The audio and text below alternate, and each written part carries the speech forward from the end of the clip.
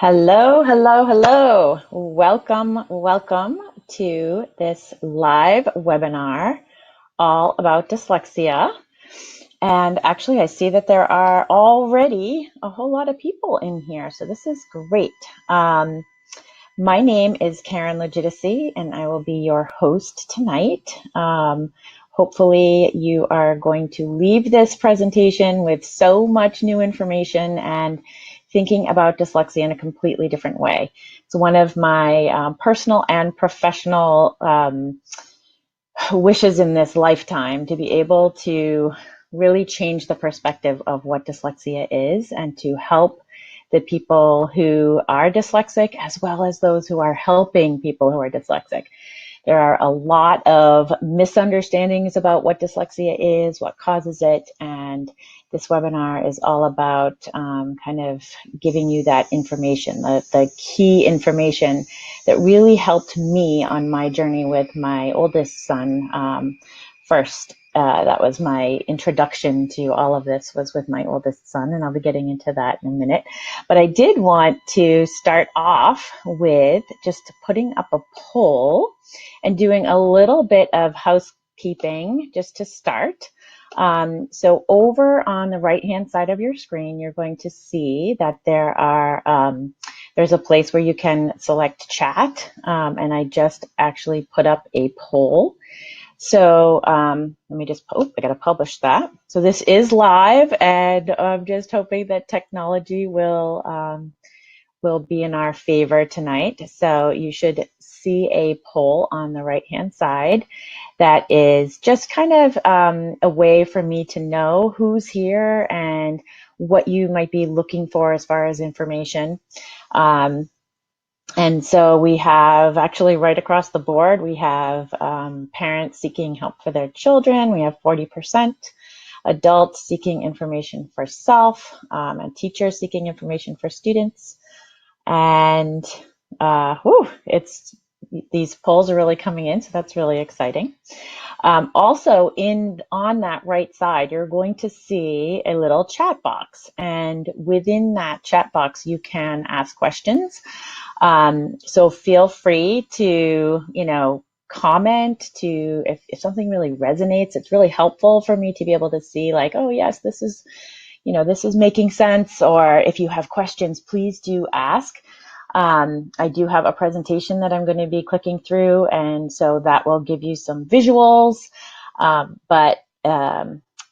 Anyway, so let's just see. Yep, where we've got mainly about half and half are parents seeking help for a child and teachers, and then there are a smaller subset of adults seeking information for themselves, which is great. So I didn't know that I was dyslexic until I was well through college, and it was actually when my older son was going through all of these issues with school that I realized, oh wow, okay, that explains a lot about me too.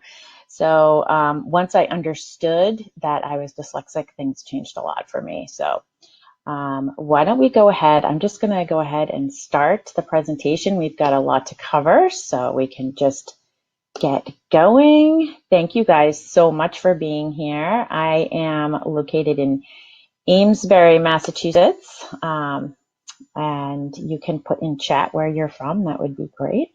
I'm going to go ahead and start the presentation.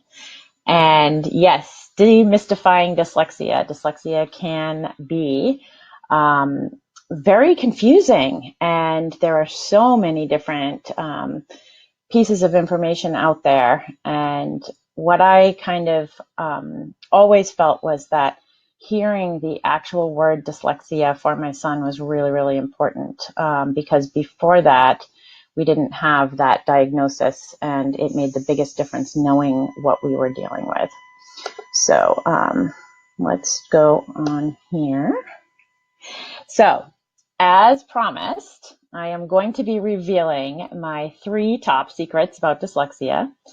And really, it's just the information that changed everything for my family. Because up until the point that I understood these things, we just didn't know what we were dealing with. My son was struggling. It was really, really hard at home, understanding what was going on. And once we had this information, everything opened up and it was so much easier. So what I'm planning on sharing is the one characteristic of dyslexia that none of the mainstream programs are addressing or even considering.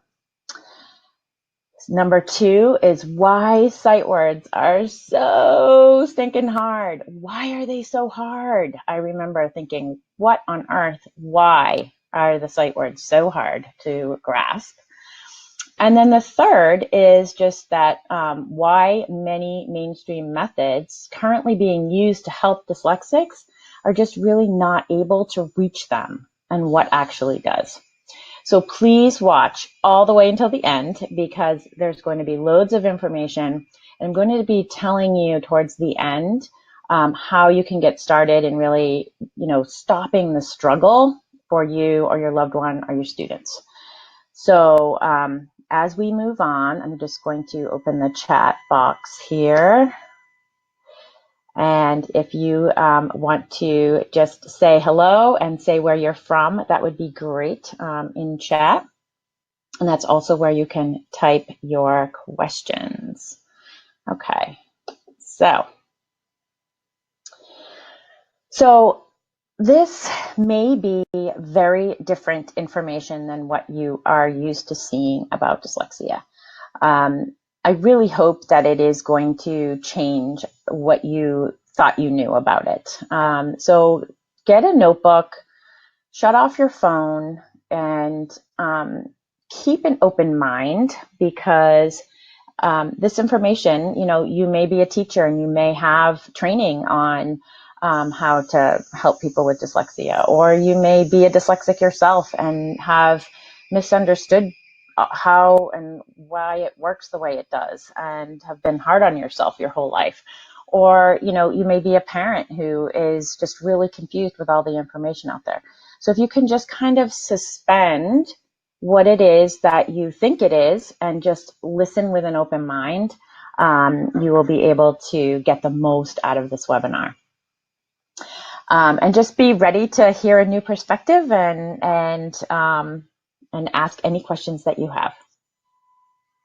Okay, so we have Jim and Janice from Worcester, Mass. Hello. And we have Nicole and Gavin. So Gavin was a client of mine. It was fun.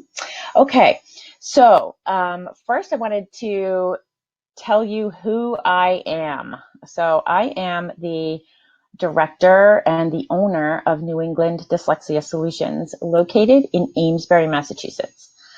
I am the mother of 2 amazing grown boys, both of whom are dyslexic, and I have a wonderful husband, Paul, who is also dyslexic. So all 4 of us have struggled with dyslexia in one way or another, and but we're all doing great now. And also I wanted to put in that I am a licensed Davis dyslexia correction facilitator. And so the Davis dyslexia program is very unique and very brilliant when it comes to working with people with dyslexia. And so the information that I'm presenting tonight is based on all of the theories and all of the experience I have as being a Davis dyslexia correction program provider. So let's see here. We have Kira from Merrimack. We have Gail in Spokane. We have Laura in Amesbury, and she says, I have a child who most likely has dyslexia, so definitely you will be able to determine whether or not you feel like this resonates. Let's see. Wow, we've got lots of comments. This is great. So we have Dottie from California. Hi, Dottie. Let's see. Okay, great. We have lots of people here. Sharon from Chicago. And she has a great niece who's probably dyslexic. This is great. Okay, so this is going to be a super fun, interactive webinar, and I just really am excited to share my story. I do share a lot of my own personal experiences, because that's, that's the best way for me to explain it. But so this is, in a nutshell, what a dyslexic family looks like. So all four of us are dyslexic, and things are really going great right now. My oldest son is in the military and intelligence, doing really amazing things in the military. And my youngest son is a senior in college doing environmental science, and just really thriving. But it really wasn't always that way. So growing up with my oldest son, we had a very typical experience. So the clients that I serve, when they come to me, I oftentimes hear very much the same story as what we experienced, which was that we had a very bright, active little boy who loved being read to. We read to him every night. One of my favorite memories was him in his little feety pajamas running over with his book, and we would read to him. And then when it got to be time to be going to, kindergarten or whatever, we started to get more like, oh, well, what's this letter? What's this word? And what I noticed was that he would just there was just wall went up, and he would get up and run away. And so we tried, all sorts of different things, but generally he went through school, and I didn't know that I didn't have anything to compare it to. He just seemed to struggle with things that had to do with the written word, but he was so smart and he was so athletic. And he definitely learned things all the time. So it was really confusing when he was struggling so much. And he was very sensitive and very hardworking.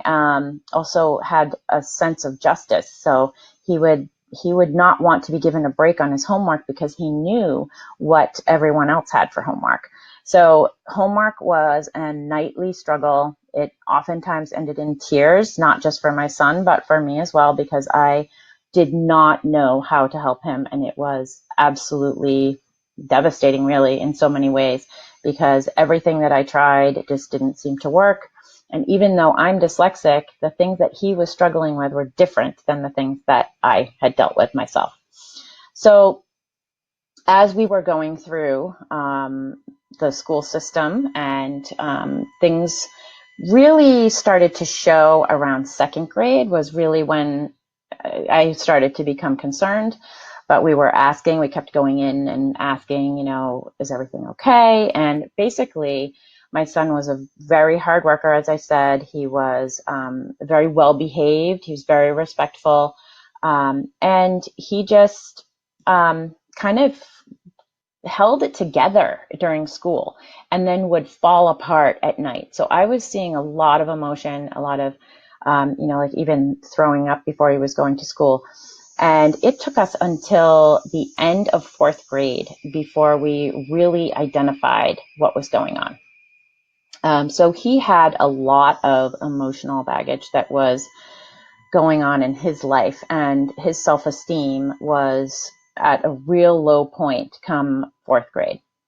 So all this time is going by, and I had been doing all this research.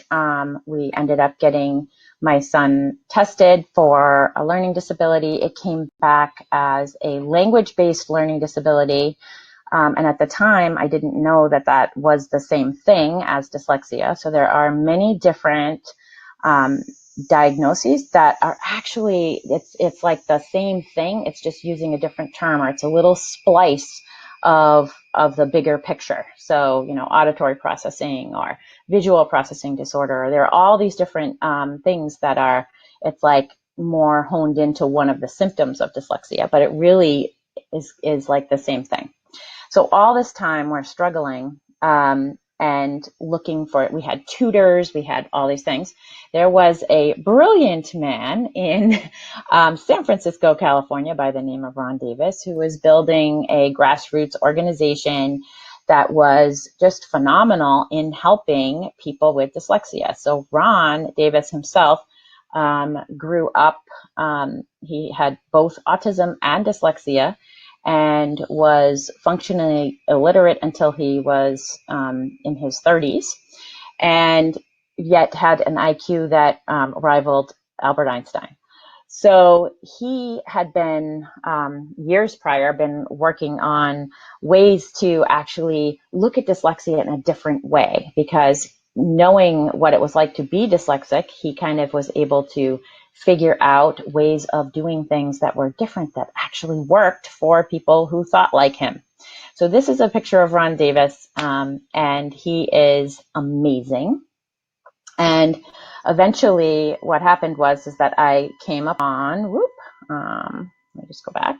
I came upon his book, The Gift of Dyslexia. Now, this was after just years of suffering for my son, and tutoring, and, being taken out of the classes that he loved for, extra help, and just all of these things that were going on where the focus was so much on the fact that he couldn't read that it was just brutal. It was brutal.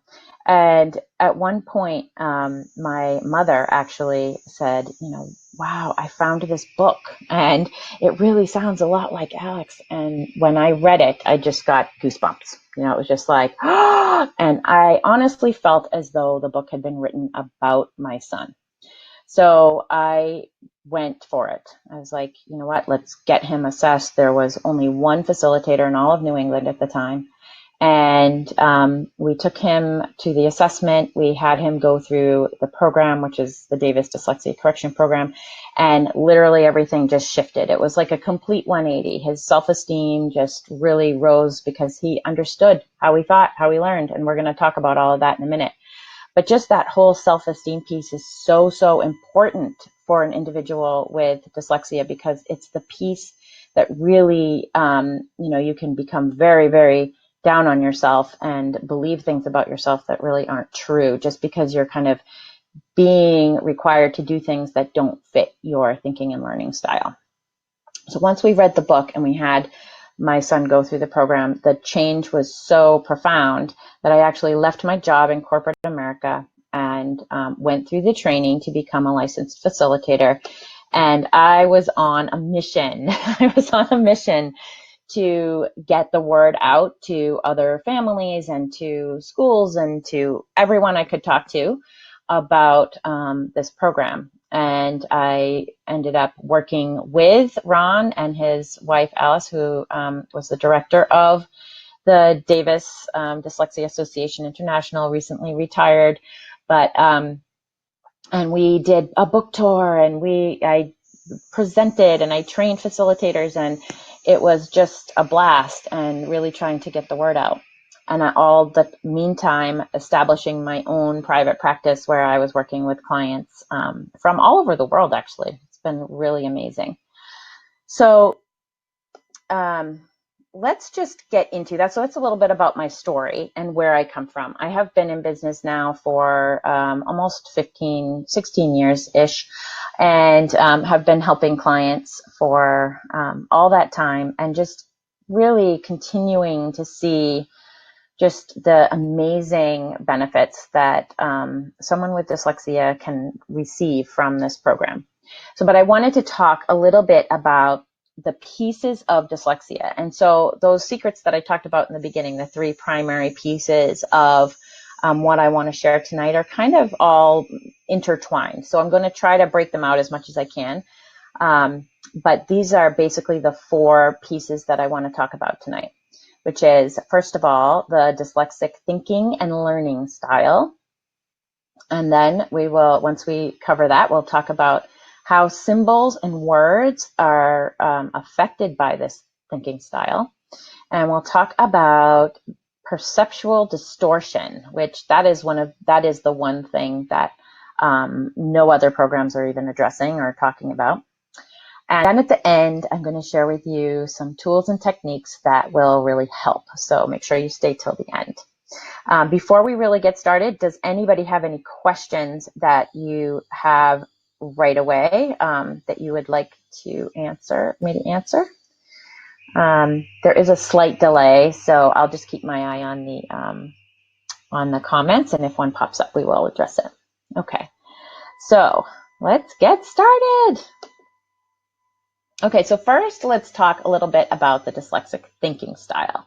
So our theory on dyslexia is not that it's a disability or anything wrong with your brain. It's really that it is a very unique thinking style.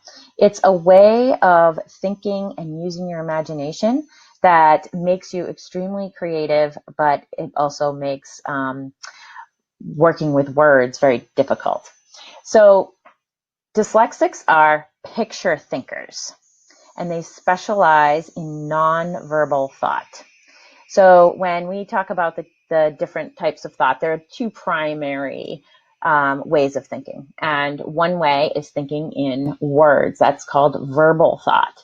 And verbal thought is really just having a dialogue going on in your mind. So when you're thinking, you're actually thinking in language. So I like to give an example. So the other piece would be that if you think in pictures, that you would you're thinking in a very multidimensional, very realistic thought pattern where you're picturing things, you're seeing movement and color, and it's really like a reality, an alternate reality. So if you had two people that were sitting right next to each other, and one person is a verbal thinker and the other person is a nonverbal thinker, and they're both thinking the thought, I need to go to the store, the verbal thinker will be hearing the words, I need to go to the store, in their mind. Where the nonverbal thinker or the picture thinker might imagine themselves getting into the car and driving to the store, or they might imagine themselves walking around in the aisles of the store. So the thoughts of a picture thinker are very vivid, they're movie-like, and there's very little, if any, verbal thought. So I hope that makes sense. Let's see. So I'm going to get back to that in a minute. Okay, so the dyslexic thinking style comes with its own list of symptoms. So when you are a picture thinker, it kind of makes you very imaginative.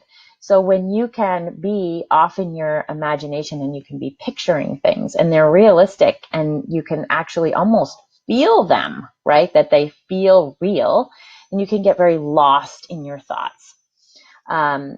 It can lead to having very creative ideas or creative abilities, having problem-solving skills, being able to think outside the box. Having intuition or street smarts is a really common symptom of a picture thinker. We have the ability to see holes in process or logic, and oftentimes have really amazing visual spatial abilities. Athletic prowess can be something like my oldest son, well, both of them actually, but my oldest son had very amazing visual spatial talents where he could get onto a basketball court and just be able to know where that ball is going and be able to, like shoot the ball from weird angles and be able to get it in. And that was very much like a visual spatial ability that really served him really well by using his dyslexic thinking style. Oftentimes, you can be very empathic or sensitive and be processing a lot more of what's going on in the environment than just the average person. So you're kind of more aware of distractions or sounds or smells because they can just like trigger these thoughts that kind of take your imagination and let it fly. So as you may know, there are many, many, many amazing famous dyslexics that we love to share with our clients. And it's not to put pressure on them to be, these famous people, but it's just to show how this thinking style has actually really enhanced the abilities of these people. So when you look at these pictures that I have, Steve Jobs, Albert Einstein, Pablo Picasso, Thomas Edison, these are people who have created amazing things in our world. And really, it's not that they did it despite having dyslexia. It's really because of the way they think, because of the way they can use their imagination and their picture thinking and problem solve and engineer and do all of those things, that they are able to get to the point of mastery where they did become famous. So one of the things I always encourage my client parents to do is really to make sure that you are finding your child's gift or your student's gift. Because once they find that, then that's where the self-esteem is going to come. So really we had to try many different things for my younger son before we found out that he had a gift of swimming and absolutely loved being in the water, and he went on to do competitive swimming.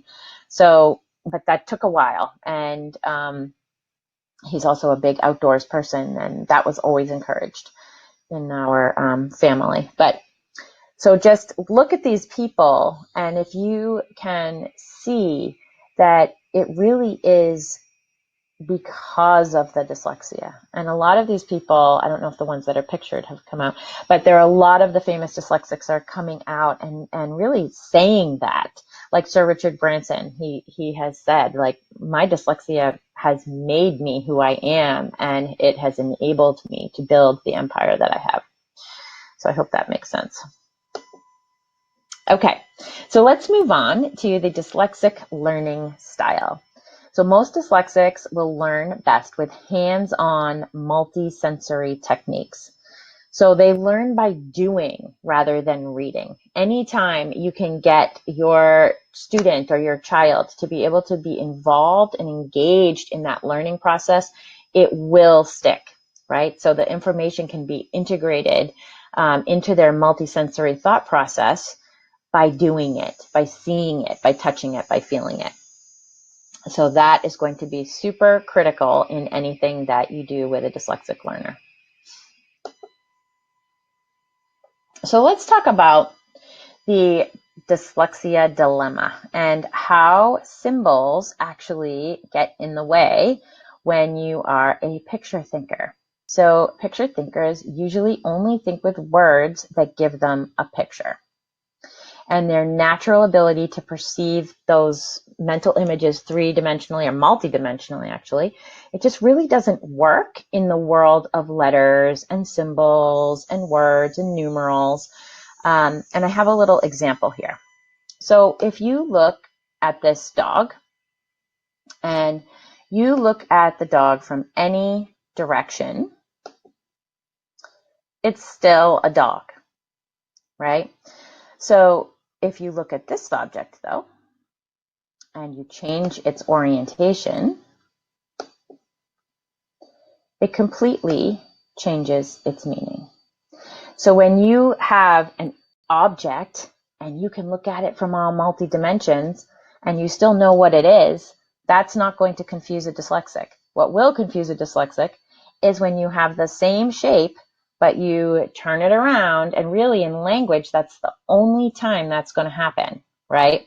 Is when you have a written symbol and you flip that and you change the orientation of that letter, it completely changes the meaning of it. And because of the picture thinking style, where we actually can look at things and examine things in multi-dimensions, this is happening automatically. It's very easy to transpose those and not even see that you don't have the right letter. Okay, so that it covers the letter piece of it, but then when you string letters together, you create words.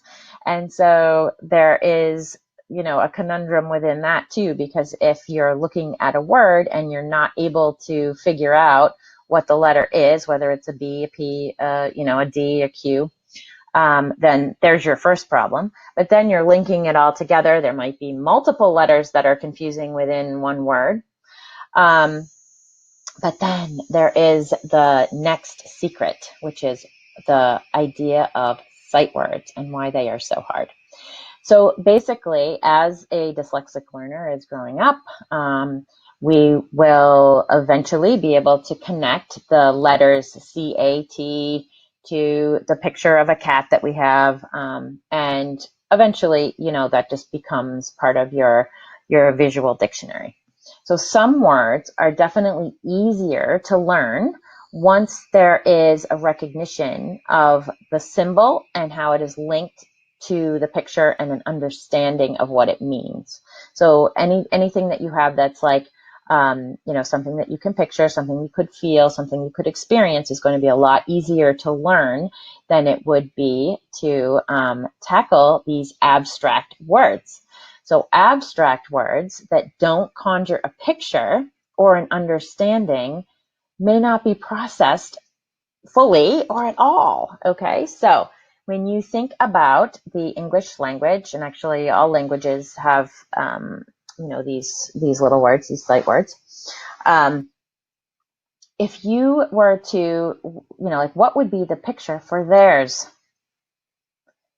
or a or here, right? They're just very abstract. But a butterfly, you would know instantly what that is.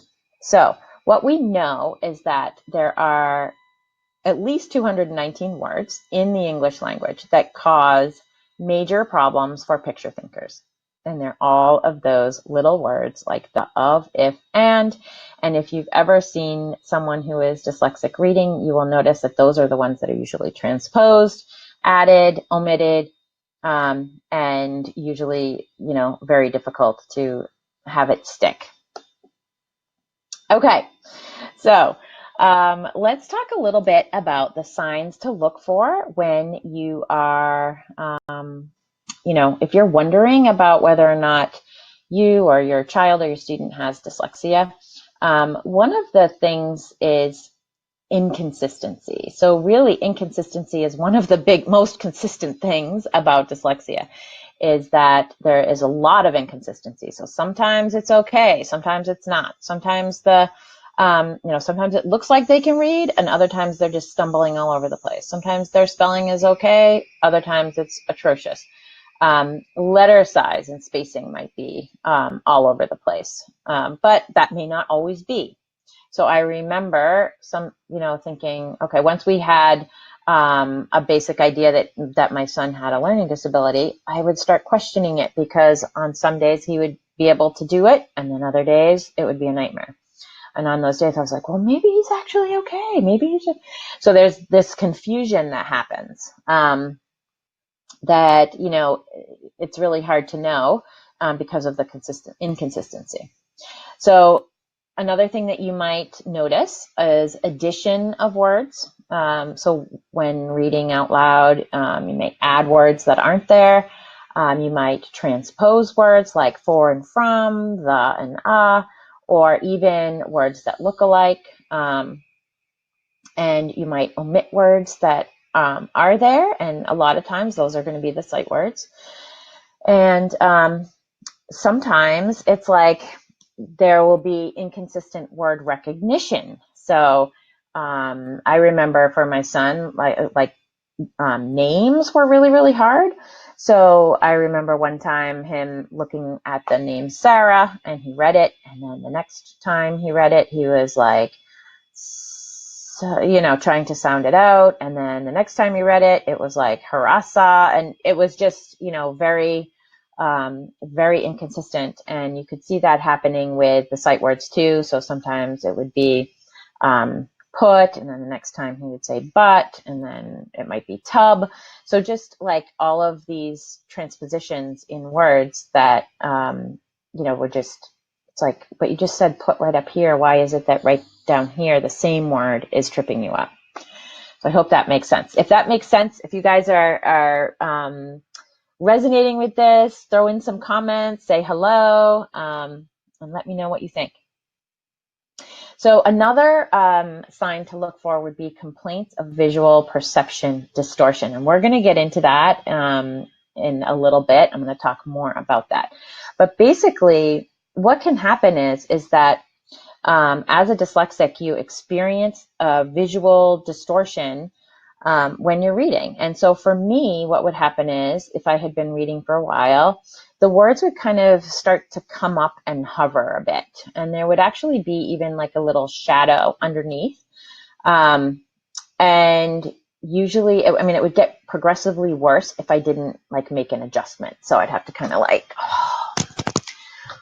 sometimes it would even have to be like I'd have to get up and splash cold water on my face or something like that. Sometimes I would see the words kind of shift into a navy blue color, and I'd think, well, wait a second, is that a printing error? What is that? And so but it can be that I've heard people say that the words are swimming on the page. I've heard that they shake. I've heard all different kinds of things, and everyone's slightly different. But basically what is going on is that there is some distortion in your perception.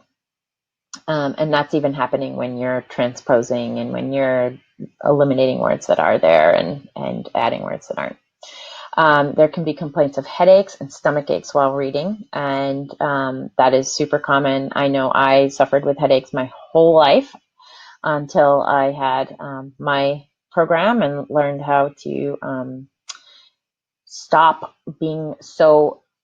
I just had to hold myself together when I was reading.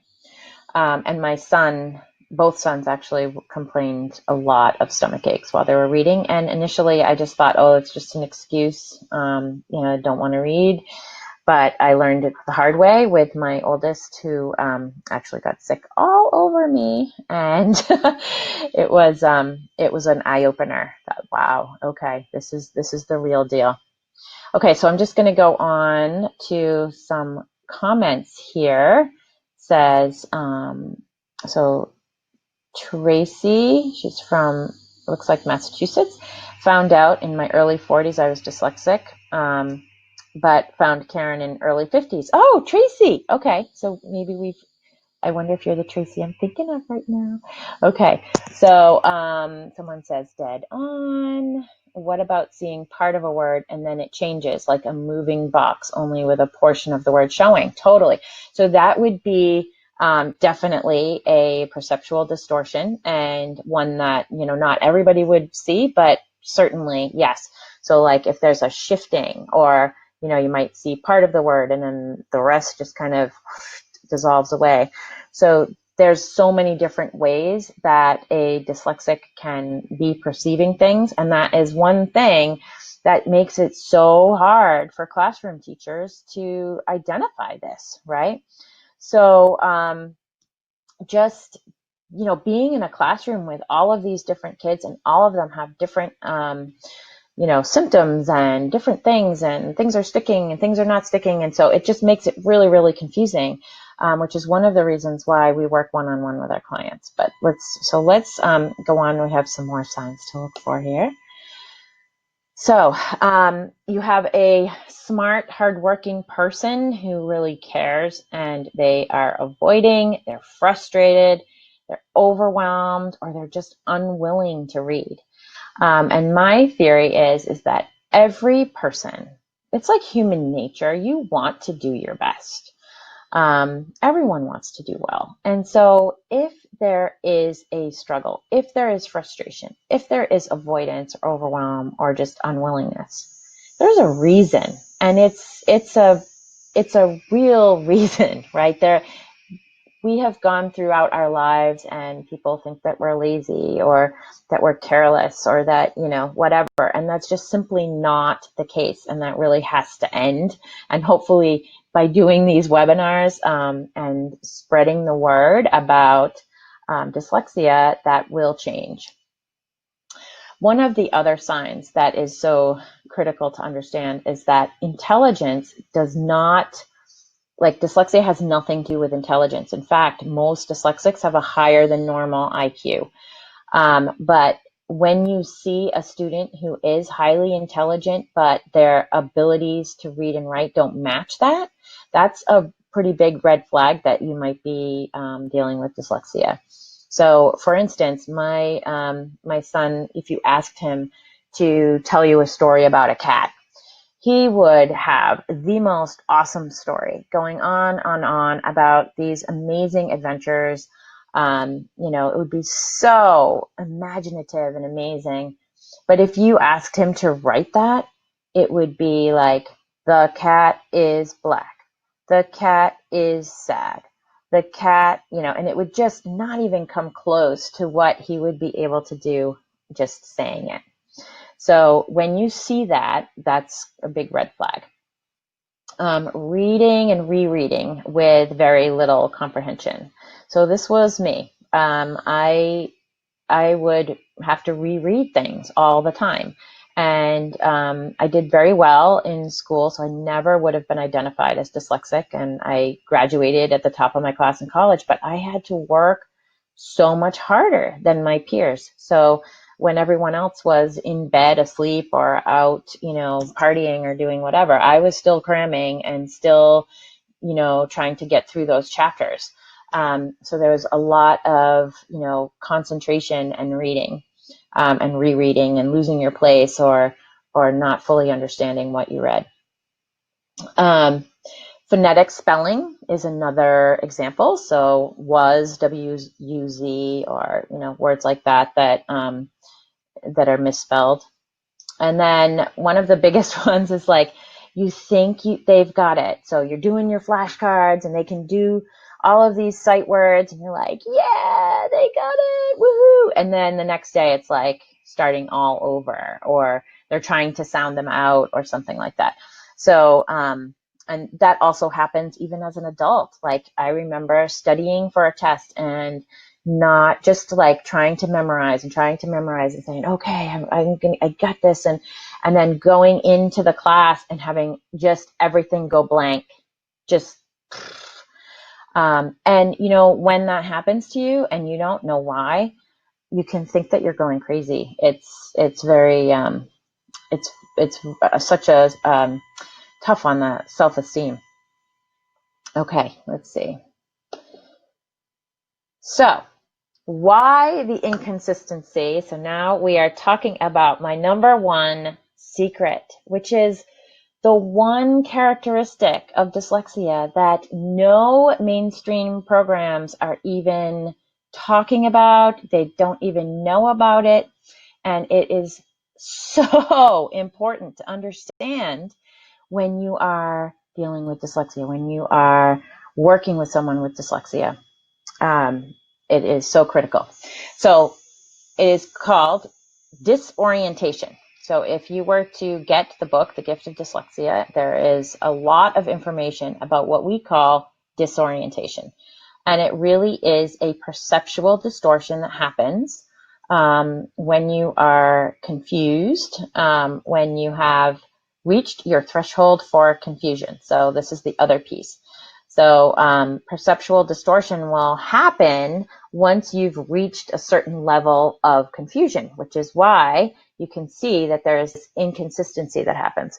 So let's just say that you've had a really great night's sleep, you got organized the night before, you are really engaged and interested in what you're doing in school, and you get up early and you have a good breakfast and you're all excited and you go off to school and you're feeling great and you go into your reading class and you do really well, right?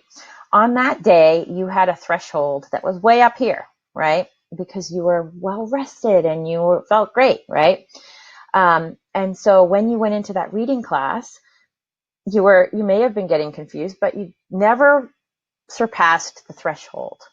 And so on that day, you were actually able to do the task quite well. Okay. So as a teacher, as a parent, and even as the student yourself, you get benchmarked on this performance. Okay. So, okay, wow, you did it. Awesome. This is, so this is what your level is at, right? And then let's just say the next day, or it could even be the same day or whatever, but let's just say the next day, the night before you stayed up really late or you couldn't sleep and you got a really lousy night's sleep and, then you woke up late and then you ran out the door without breakfast and everything just kind of, your threshold lowers. And this could even include being, bullied. Anything can lower your threshold, right? But what happens is that on that day that you have your threshold is low, you're going to go in and do that same exact task, boom, and you're not going to be able to do it. So you're going to start to see words moving, or there's going to be perceptual distortion. So in that paragraph up above of the threshold for confusion, this is a little bit more severe than what I would have experienced normally, but it's not all that much worse. Okay, so if you look at that, you can kind of see that, wow, okay, you'd have to really concentrate on what that said. Does that make sense? And so the more you're concentrating, it actually can lower your threshold. So it's kind of like this cyclical thing where your threshold is being lowered, you're confused, and then you go over the edge, and then you are disoriented from what you're doing, and then you're not seeing things accurately. So I hope that this is making sense. Let's see. So yes, Tracy, hi, it is you. Okay, so are you saying let's say, so when you're being timed, that just throws you way off, you can't read, you can't hear, like everything is gets skewed, right?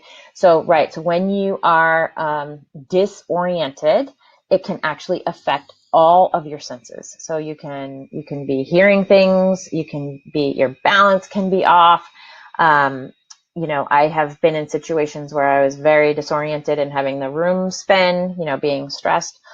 So yes, I mean, disorientation can affect a lot of different things, and it's not that, so like everyone disorients, even word thinkers, but people with dyslexia disorient in specific ways, in specific times, and into a greater degree than the average person. Okay, so let's move on. So I think so I do have a little demonstration here. So for those of you who are not dyslexic, this will be a good little exercise, little demonstration to help you understand what it feels like to read when you're dyslexic. So let's, so just take a big deep breath. And I wanted to say that this is not necessarily what it looks like when you're reading, but I just want you to pay attention to what it feels like. So what does it feel like as you're doing this? Okay. So just go ahead and read this.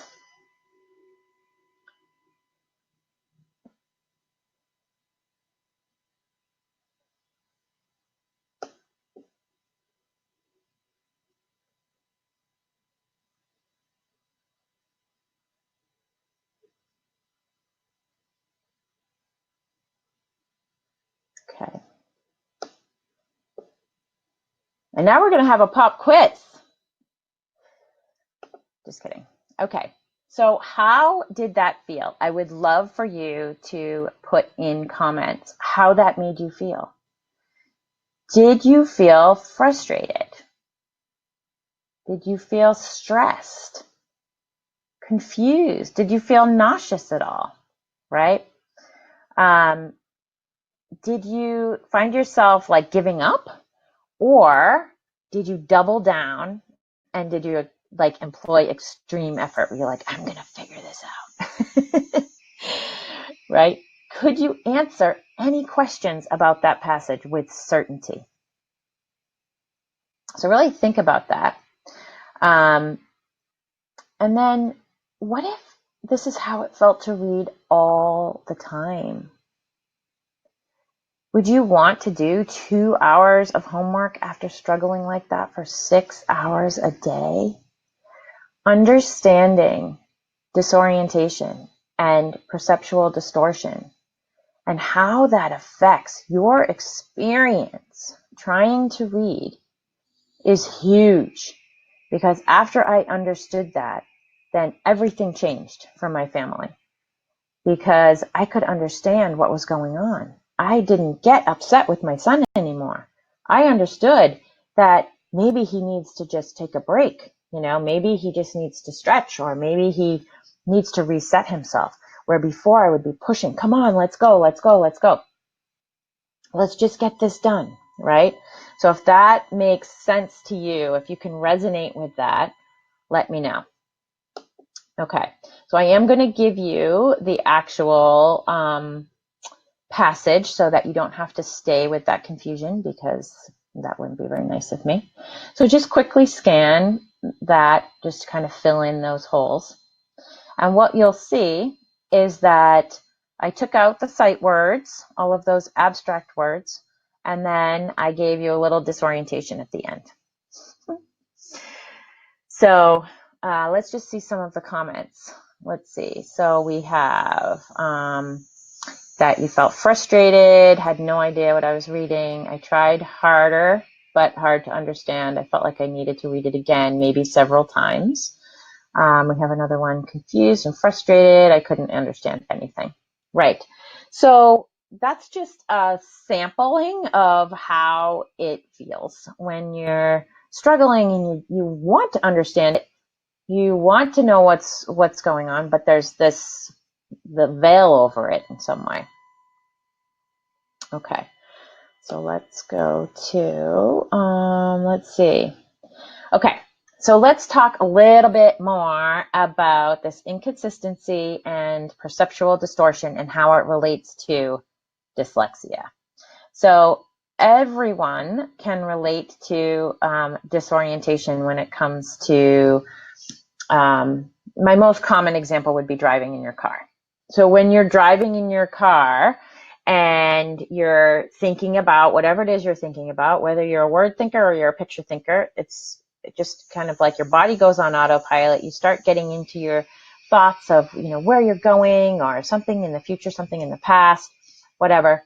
And you get to your destination and you realize like, whoa, how did I even get here? I don't remember. Did I stop at that stop sign? That's just a really common example of what happens when you're disoriented. So basically, your mind, your conscious mind was processing what you were thinking about, and your subconscious is processing all of what your body is doing. So there's a mental disconnect between what you're thinking about and what's actually happening in the physical world.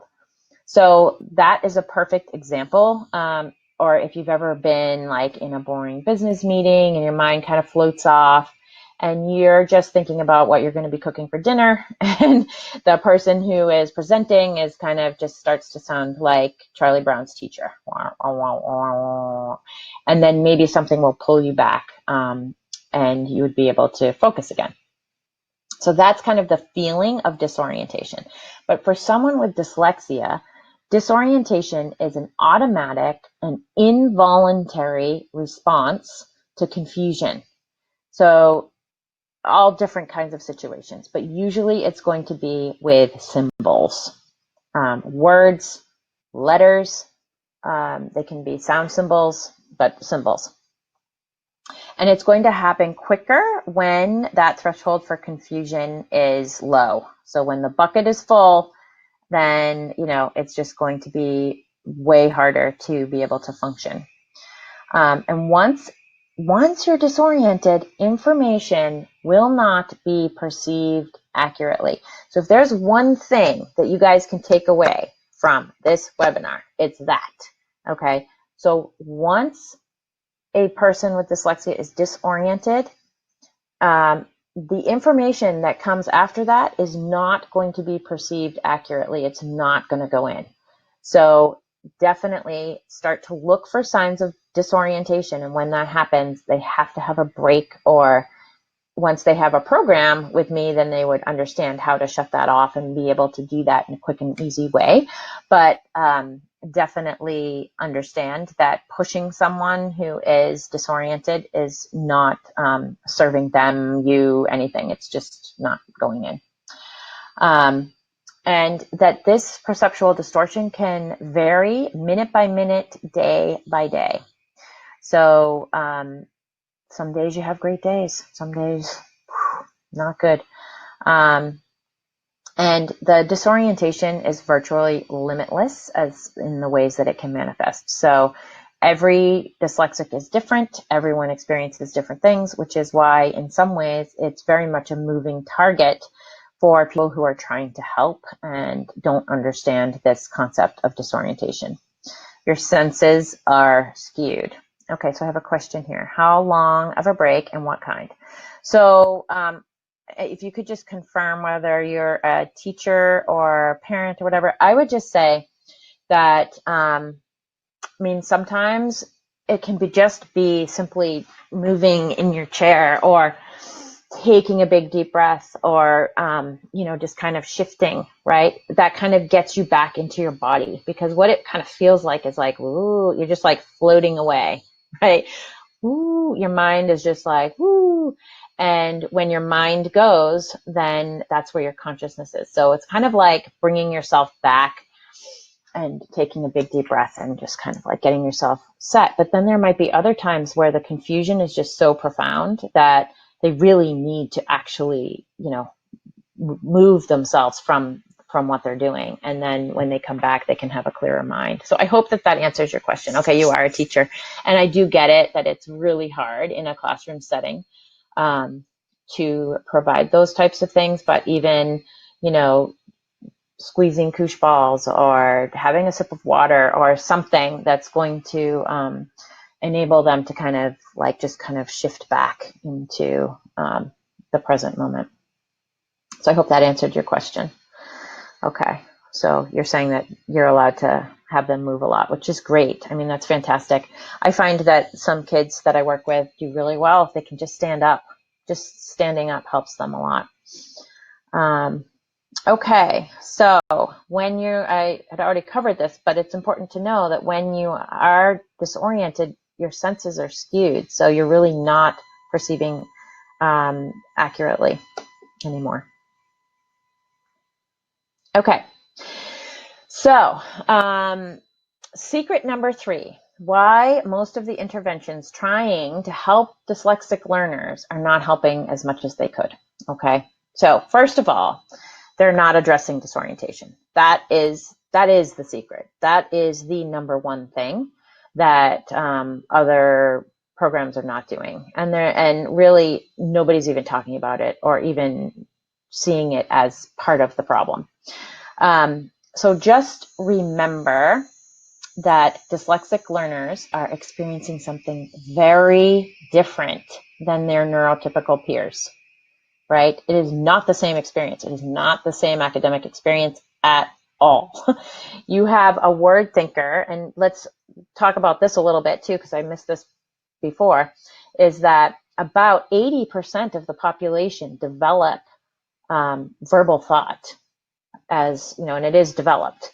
So everyone is born a nonverbal thinker. But then what happens is that 80% of the population specialize in word thinking, and 15 to 20% specialize in nonverbal thought. And so when you look at the stats of dyslexia, that pretty much fits the bill, right? Where you have 1 in 5 kids in class who are struggling, and they are most likely nonverbal thinkers. Okay, so if that makes sense. So anything that you can do to help them create picture and understanding, because it's just simply not the same. It's not the same experience. Okay, so we have this picture here where the 3 of these kids are reading this book, and then they're all seeing, I saw a big dog. And the little one on the end sees, I was a big dog. And can you see how that picture would be so much different than what the other kids are experiencing? And that's just a tiny example. Okay, so I just have a question here from Brenda. It says, are there signs of dyslexia to watch for in preschool kids? Well, yeah, I mean, I guess it all depends on the level of dyslexia. So if there's like total aversion to letters, to learning letters, like just not recognizing letters at all, that kind of thing, then I would say that that's a big red flag. But it is developmental in nature. So I can actually, if you want to email me on the outside of this, there is a program that can be put into school systems from kindergarten through 2nd grade called Davis Learning Strategies, which is not what I do, but I could absolutely set you up with someone who could talk with you about it.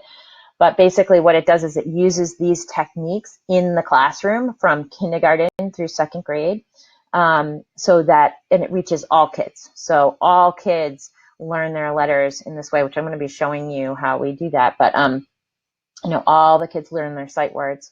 All the kids get these tools to be able to focus and to have state management. So it's really cool. So but that's just not the where I'm at right now in this webinar. But certainly we can talk offline about that. And for anyone who's watching the replay, same thing goes. Okay, so let's move on. So when you have a truly dyslexic child versus a child who's behind, right, in just development, right, it's a different thing. They will likely be really confused by phonetic instruction. So it's very hard to engage with something that you can't think with. Okay, so I want that to kind of settle in. When you don't think with the sound of words, it is not part of your thought process. It can be really hard to even fathom for someone who thinks in words all the time. That's really hard to fathom, right? But it's also really hard to fathom what it feels like to be thinking in words all the time when you're a picture thinker, right? It's because it's just different. It's a different way of thinking. So when you try, and this is what I see all over the place online is with dyslexia, is that you've got to pound the phonics, just you got to get those phonics in there, and it takes years and years and years. And absolutely, there are some cases where yes, it does help. But when you have a truly dyslexic child, it's going to be very difficult. Okay, so it's not going to flow for them. It's not going to be easy, and it's very hard to experience it or be engaged with it, because you can't experience thinking with those sounds of words. So when somebody's saying sound it out, and you're looking at the word and it's just like that, that's just not how my brain works. So that is another reason, is because so many of the modalities out there, number one, they're not addressing the disorientation, and number two, they're really pounding on the phonics, which is very challenging.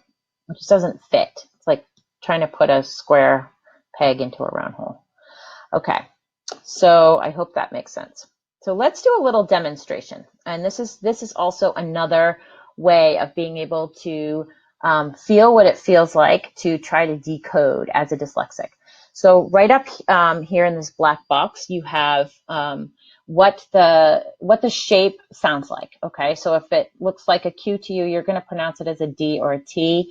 If you see a Z, you're going to pronounce it as an M, a P as a B as a P, a YS as an ER, and the A as in bat is going to be eh as in pet, and eh as in pet is going to be as in bat. Okay, so go ahead and just now decode this passage using those rules, please.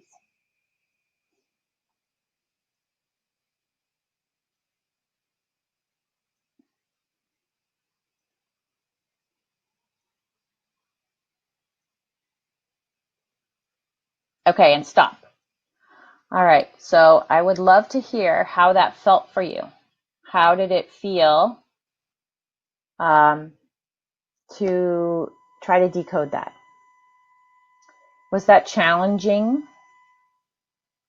Did you find it unnatural or choppy? Did you find yourself struggling, frowning, trying to figure it out, right? So that is very much what it feels like for someone who is dyslexic. And when you're saying sound it out, sound it out, sound it out, and if they can't see it, if they don't recognize the word, it's absolutely, it can be really, it's really hard. Like that, actually, even explaining that got me a little disoriented. So, all right. So for those of you who are not dyslexic, that's just a really great way to be able to feel what it feels like. And I hope that that made sense. So we'd say I got done with 3 words and don't know what it says. It was challenging, lots of work, got 4 words. Okay. Yeah, Tracy says it was nasty process. Yes. And impossible. Someone says impossible. Okay. So absolutely, I'm glad that you were able to experience that, because it's something that is kind of counterintuitive for a lot of people when they're seeing someone and they don't understand why it's so hard to sound out. Okay, so I'm going to relieve you from that frustration, and you can now read this quickly. And I'm looking at the time, and I just want to, we probably have about 15 or 20 minutes left, so I just want to move along. But so again, with why the interventions aren't helping as much as they could is because in most cases, when you're dyslexic, the basic literacy symbols have not been mastered. So it's like, oh, you can sing the alphabet song. Great. You know the alphabet. Yay. You know, whatever. But there are so many confusions with the letters, not only just with the shape, but with the sound. Most people that come to me, they wouldn't be able to just like start mid-alphabet and just, you know, or know what's on either side of the letters, those kinds of things. So their foundation in language really just hasn't been shored up enough to endure all of the endless and confusing rules that we all know exist in language, right? It's like, I before E, except after C, and all these words, but then sometimes that doesn't apply and all of that. And so when the foundation isn't there, and this is why we see like 2nd graders that all of a sudden, you know, like the rug gets ripped out from under them, 2nd, 3rd grade. You know, it's like they've been holding it together based on memorization or just, you know, like, but the foundation hasn't been shored up. And so all of a sudden everything just goes, and that's when I get a lot of phone calls, 8, 9 years old, 10 years old, when those strategies that were put in place just no longer hold water because they weren't mastered to begin with. So I hope that makes sense. So let's just quickly go over the secrets in summary. The one characteristic of dyslexia that none of the mainstream programs are addressing or even considering: disorientation. Huge, absolutely huge. So the second one, why sight words are so stinking hard, is because there is no picture with which to think. And why many mainstream methods that are currently being used to help dyslexic students are not reaching them. Number one, dyslexic students are experiencing something so very different from their peers. Their foundation isn't strong, and without verbal thought, phonetic instruction is going to be extremely challenging to implement.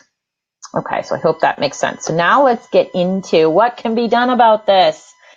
All right, so first of all, when you fix the reason a problem exists, the problem ceases to exist.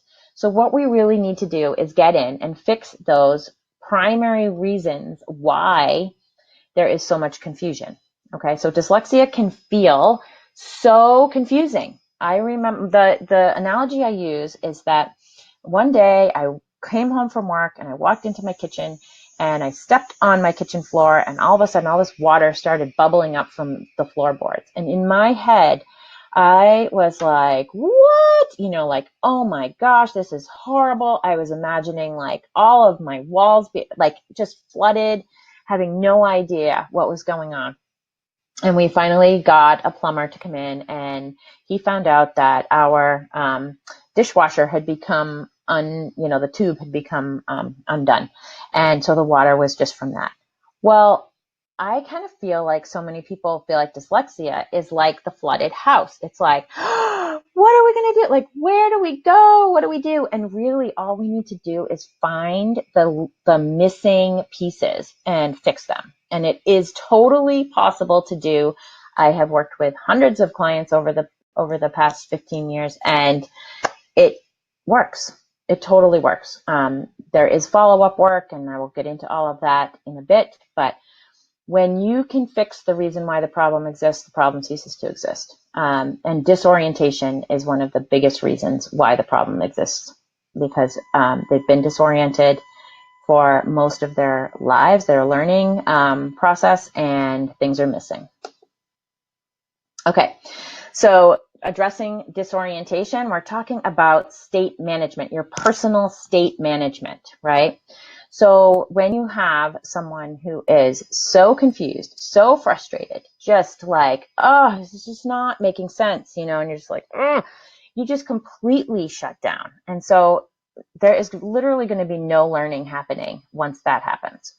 So we need to be relaxed. That's the first thing. In order to learn, you've got to be in a relaxed state. And if you're not, it's not going to happen. Okay, so then we have, if you're very tired or if you are like hyper and off the wall, in neither case will there be learning happening. Okay, so if you agree, you can put some yes in the comments. And then really, we need to be not on either end. We need to be right in the middle and be alert. So the second piece of state management is to be alert. And if you are distracted, you're thinking about something else, your mind is off, you're just off in a different world, no learning is going to happen then either. So you need to be focused. So when you can be relaxed, alert, and focused all at the same time in the same place, you are putting yourself into the place where you can actually learn and you can take information in. So the Davis program actually is so unique and amazing when it comes to this, right? Because there are very simple techniques that we use that are so critical for the dyslexic learner. Really any learner, any person could benefit from these tools, but when you're dyslexic, it's an absolute must. So we have 3 tools that we work with. The first one is called Release, and it is stress management. It's basically a big deep breath, but we do use visualization, and it's amazing. The second one is called an Energy Dial, and it's just to regulate your internal energy. So when you have a student who is off the wall, and they're really in that play mode, right? And so it's really just bringing awareness to, okay, what is your energy at right now? And what's the task at hand that you are being required to do? And do they match, right? And because people with dyslexia have such amazing imaginations, we can actually imagine a dial that will control that. And it is phenomenal and amazing, and it works great with ADD, ADHD. It's just brilliant. And then the third piece, which is probably, the most brilliant piece of the whole puzzle, is what we call orientation counseling. And that is a mental technique that we use to enable a person whose mind has kind of like floated off and is very confused and disoriented to bring themselves back so that they are actually perceiving accurately. So this little picture right here is just kind of like an example of what an accurate perception is. It's like you are looking at the sunset and you are thinking about the sunset. And so you can just see how that is what learning is all about. But if you're all over the place and your energy is too high, or you're stressed out, or you're, whatever, then that's very hard to achieve. So what we do is we teach our clients to have all 3 at the same time, and it's just a beautiful thing. It's very common sense, but they really just don't teach these things. So, okay. So the next piece of the puzzle is to really get in and fix confusions with those symbols. And we use clay, and clay is just an absolutely beyond brilliant learning tool, because not only is it multisensory, but it also engages the the creativity, the actual creation of something, taking something that's abstract and being able to create it and bring it into form so you can look at it, you can see it, you can tweak it, you can touch it. It is absolutely brilliant. So when I work with clients, and I'm going to tell you more about the program, but this is also something that they do in that Davis Learning Strategies program for the schools, is that we create the letters in clay. Actually, the client does. And at that point, they're able to really start to see and notice as which letters are confusing. And as a facilitator, you can actually see the thought process happening right in front of you. So you might have, a nice straight A, and then the B is just like all over the place, or really hard to create. And in that way, you can kind of put that in your back pocket, like, oh, okay, there's something going on with the B, right? And we work through the letters until they're clear. And some clients only have a couple of letters that are confusing, but some of them are, it could be all of the letters that are confusing. It just really depends.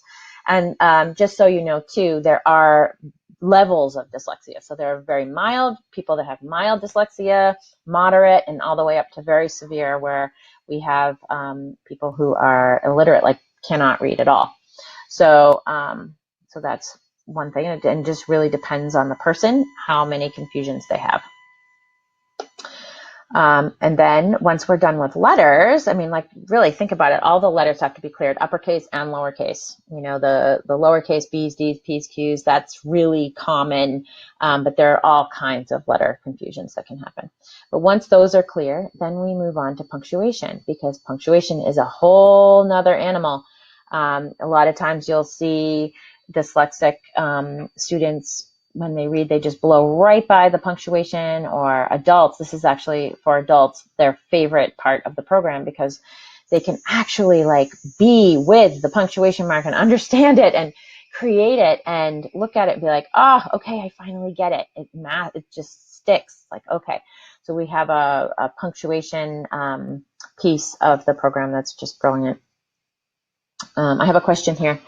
Do you use only capitals? Nope, we do the uppercase and the lowercase letters, but the uppercase alphabet we do first, and then we do the lowercase. So punctuation is huge and also very abstract. And if you think about, how it's taught and all of the, it's just a nightmare how it's taught. So this is just a very gentle and basic way to be able to bring punctuation just kind of into their world and have them start recognizing them and knowing what to do when they see them. Okay.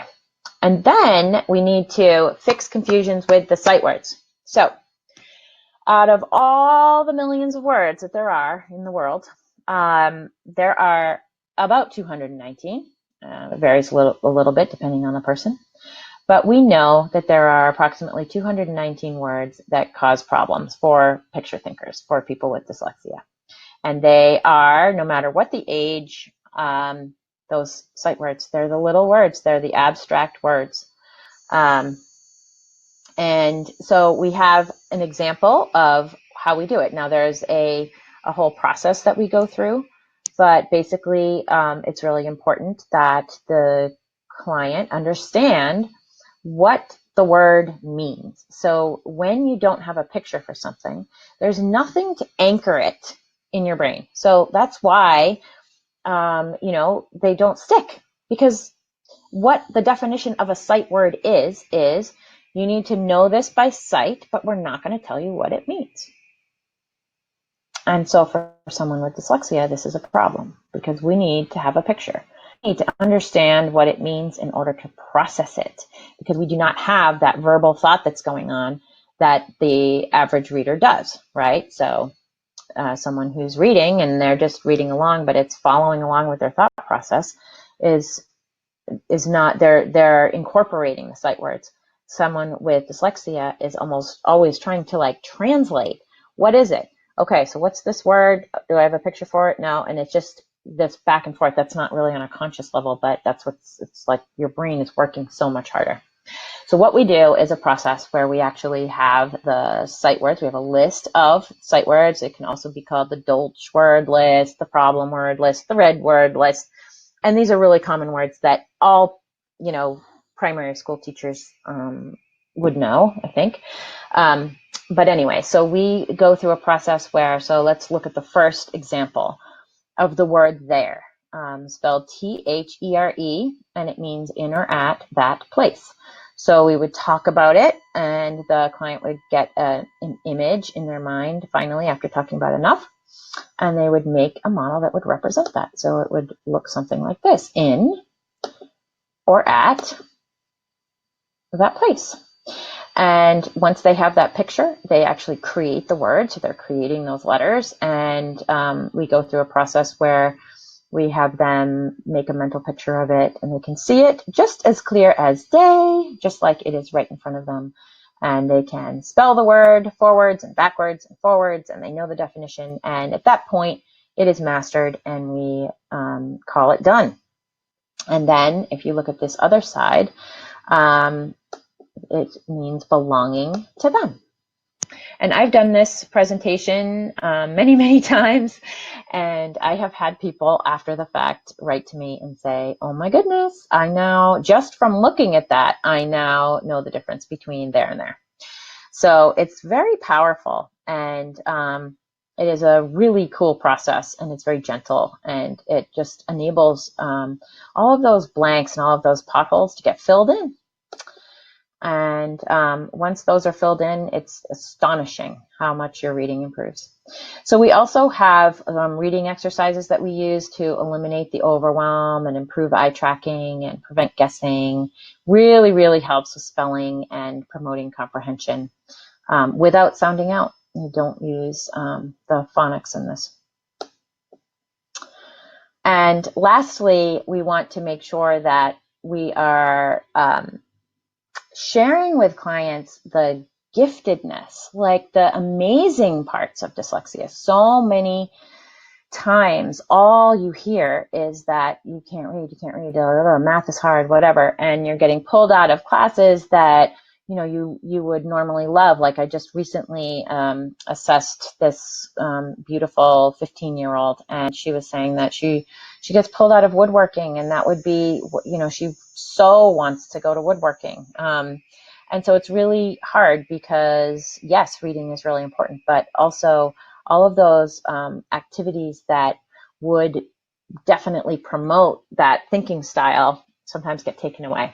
But we really want to make sure that they understand how to use their gift to their advantage. And that's something that is one of my favorite parts of the whole thing that I do, is that, I can talk to an athlete and we can talk about the thinking style and how you can use that to your advantage, and, what you can do if there are little, pieces of your sport that, you can't quite figure out, like, oh, let's figure it out. Learning and just learning how you learn, and how to advocate for yourself. That when you're dyslexic and you've been in the school system, or you're just, you're an adult dyslexic and you have just grown up with this idea that, oh, I just can't do it or whatever. So learning and being able to understand how you think and how you learn is absolutely huge. It's so important. It's like you've had this missing piece of yourself and that you never understood. And then all of a sudden it's ding. And my personal goal for every single one of my clients is that they leave my office feeling like a rock star. And you can see the expression on this, on my client's face. And it's just one of the most wonderful feelings in the world when you can help someone like that.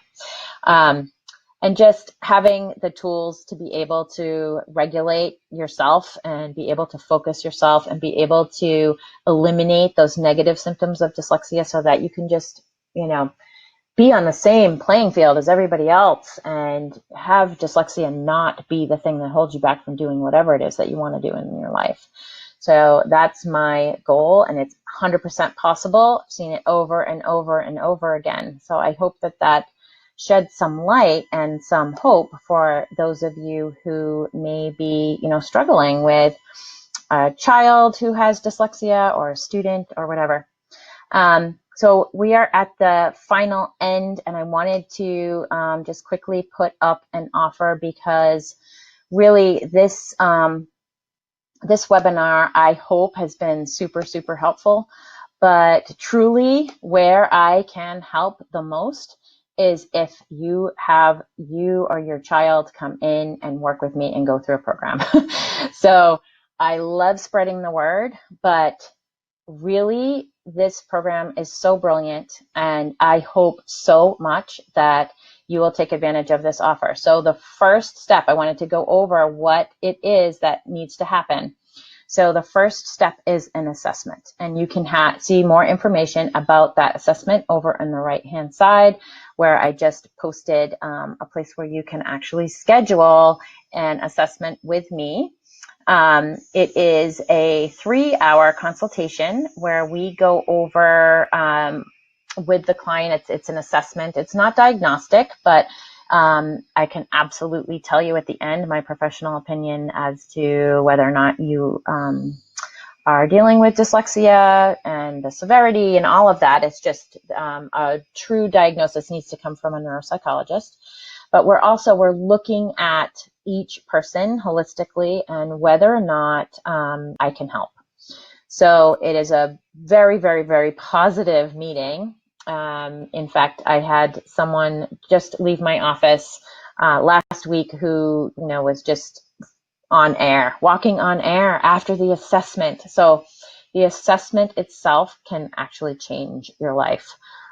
Just because you can understand yourself, you can understand what you're dealing with. But truly, the magic happens in the program. So the assessment is 3 hours. The cost is $300. It is a way for us to determine whether or not the Davis program would be a suitable fit, whether or not there's a rapport established, whether or not there's motivation. So clients do need to be motivated to make changes in their lives. But oftentimes I have kids that will come in and they're not happy to be there. And by the time they leave, they are just so excited and super happy because they're seeing things in a different way. So the program itself, so once the assessment is done, and we determine whether or not that's a fit, if you wanted to move on and do the actual program, it is typically set up as a 1-week, 30-hour boot camp kind of situation. So that's what I just call it unofficially. But it is a wonderful program where it's one-on-one and we dive in and we work together and we're doing those tools and we're really creating space so that, they can be safe and they can address all of those issues with the letters and the punctuation, and it's fun. It's very gentle type of situation where a lot of times at the end of the day, even though it's a long day, they're like, wow, I can't believe that it's the end of the day, like this flu. And it's just so empowering. It's so amazing to be able to fully understand yourself and be able to release all of those confusions.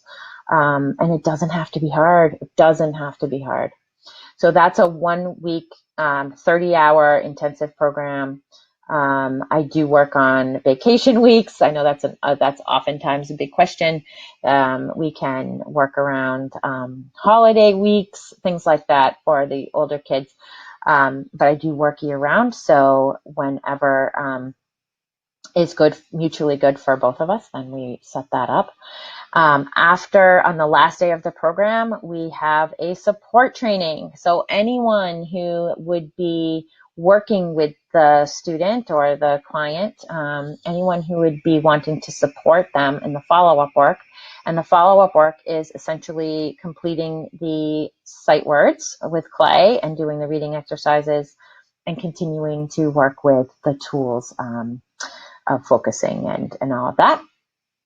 And usually the follow-up work can take anywhere from 3 months to a year or even longer, depending on the person's goals, motivation, whatever. But it absolutely can be completed in 3 months, which is why I say that on the webinar is that you can get to the point where you have completed all of the follow-up work and feel amazing and be really pretty much on target with the rest of your class in 3 months if you really were to buckle down and do the follow-up work. So the magic is definitely comes after, where, you know, we in the boot camp, we are like eliminating all of the long-standing reasons why there's confusion. And then just like anything else in life, you do need to continue to do that work, but it doesn't have to be forever.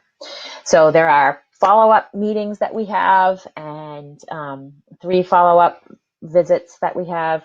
And it's just been phenomenal to see, you know, a month and a half or 2 months in, when clients come back to see me and they're just doing so well, and it's just so exciting. So I do have testimonials.